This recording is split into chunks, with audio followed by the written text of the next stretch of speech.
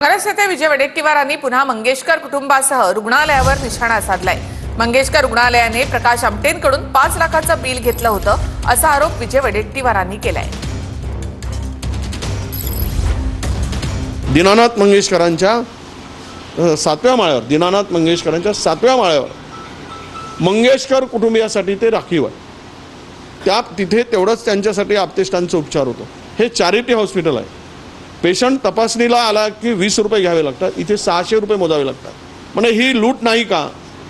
ज्यावेळेस प्रकाश भाऊ आमटे त्यांना ज्यावेळेस कॅन्सर डिटेक्ट झाला, एका मध्यस्थीने त्यांना विचारलं त्यांच्या मॅनेजरला दीनानाथच्या, त्यावेळेस ते म्हणाले की ॲडमिट करा, आम्ही प्रकाश आमटेंच्याकडून प्रकाश भाऊ आमटेकडून 1ही रुपया आम्ही घेणार नाही आणि मोफत उपचार करू।